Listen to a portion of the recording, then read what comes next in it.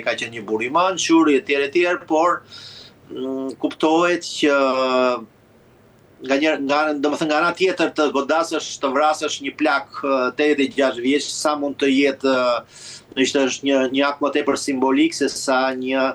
gjë që do të ndryshonte në mënyrë themelore në qëndrimin e Paris, le të themi iraniane që është në pushtet tashmë. Nga ana tjetër flitet që po të kalojmë çik, domethënë në një drejtim tjetër, flitet që CIA po inkurajon dhe po armatos tash së fundi kurdët në Irak për të inkurajuar ata të fundit që të futen në luftë me regjimin e Iranit, pra të fillojë një luftë toksore, domethënë jo vetëm me aviona bombardime, gjë që do të destabilizonte situatën në vend për të ardhur për të ndruar pushtetin e Ayetullahëve. Por kjo tregon që Shtetet e Bashkuara të Amerikës nuk kanë ndërmend vetë të futen me forca e veta, pavarësisht se presidenti Trump deklaroi që është e mundshme një gjë e tillë, por edhe në të shkallë të tanishme, humbjet amerikane janë më tepër se sa ata parashikonin dhe mund të bëhen akoma më të mëdha, sidomos ato materiale, por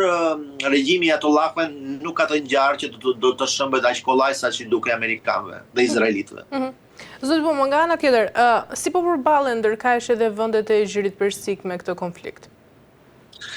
Po vendet e Gjirit Persik janë pre situatës, sigurisht. Dje gjithë ditën, domethënë dhe pardje,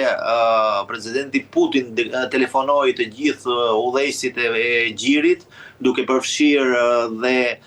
princin saudit, mbretin e Bahreinit, mbretin e Kuvajtit dhe presidentin e Emiratëve të Bashkuara Arabe. Dhe në të gjitha këto bisedime kuptohet që u dënua sulmi izraelito-amerikan nga njëra anë, nga ana e rusëve, por edhe u nënvizua domosdoshmëria e ndalimit të menjëhershëm të dhunës së forcës së bombardimeve dhe mundësia për të rënë në ujdi, për të ndaluar luftën, sepse situata po përshkallëzohet në një mënyrë të frikshme dhe të rrezikshme. Dhe përsëris gjithashtu që për Rusin kjo situatë e frikshme e rrezikshme paradoksalisht është e leverdishme pasi kur janë goditur për shembull ato rezervuaret e pashtershëm të gazit dhe nga ku një pjesë dërmuese të këtij gazi furnizohej edhe vetë Europa. Kjo tregon që në një të ardhme të afërt ndoshta Rusia do të rikthehet të luajë një rol më të madh në tregtinë botërore të naftës dhe gazit, gjë që tashmë e kanë limituar sanksionet. E qartë. Zoti po nga ana tjetër kur shtetet ndihen vërtet të rrezikuara, ato kërkojnë edhe garanci dhe ndonjëherë garancia i shuhet ndoshta edhe armë atomike. Mendoni se i gjithë ky konflikt po e shtyn ndoshta rajonin drejt një gare të re armative bërthamor, do ta quaja? Po fakti që se si po e pson Irani tregon që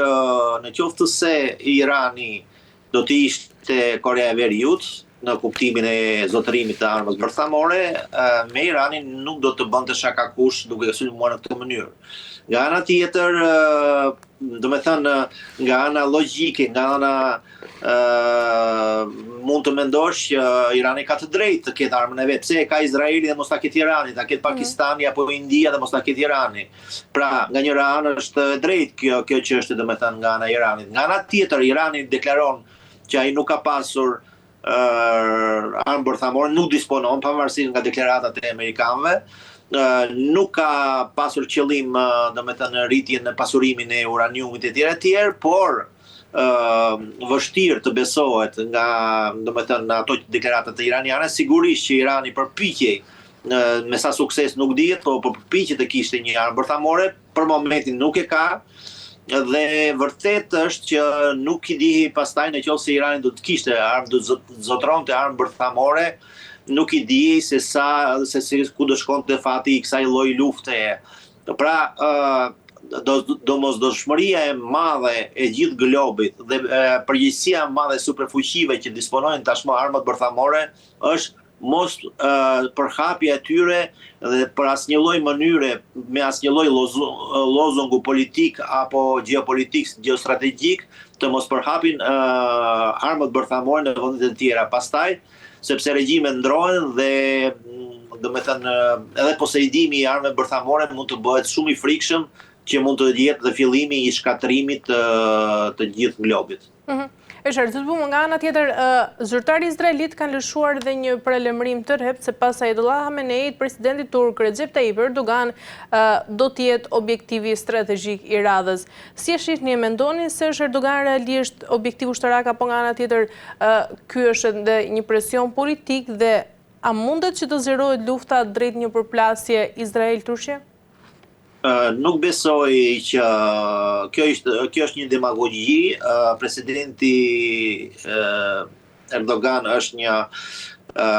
politikan shumë i zgjuar, shumë i aftë me përvojë të jashtëzakonshme që të menjënojë një rrezik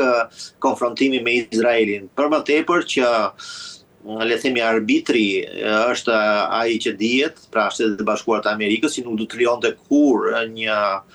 konflikt mes dy aleatëve të vet, pasi mos harrojmë që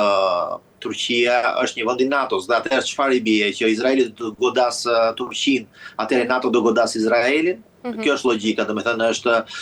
statusi 5 i NATO-s që për një herë është e përfshin domethënë mbrojtjen e Turqisë. Pra ka mundësia për luftën mes Turqisë dhe Izraelit është zero, është demagogji, është domethënë një dinakri e radhës e ebrejve për të justifikuar domethënë dhe për të kërcënuar domethënë vendet që janë të lëkundura dhe që nuk janë pro politikës domethënë që po ndodh tash në Gjirin Persik. Të mos harrojnë që për shembull Spanja, Franca në mënyrë të hapur, Macron ka deklaruar dhe ka dënuar këtë akt sulmi të Izraelit dhe Shtetet e Bashkuara të Amerikës ndaj Iranit. Pra kjo është një përçarje, le të themi, e botës perëndimore, por që është e logjikshme pasi ky është një sulm pa precedent, pasi tashti po bëhen, domethënë, situata në Ukrainë duket si një ngjarje jo e veçantë, e veçuar dhe e largët, por një realitet që po bëhet akoma më i tmerrshëm në marrëdhëniet ndërkombëtare dhe kur një vend vendos kë do të vras, kë do të mbaj dhe të vendosë fatet e një populli apo të një populli tjetër. Kjo është një gjë, një piratëri e paparë, domethënë, që nga shekullit e mesjetës dhe mi po kthehemi me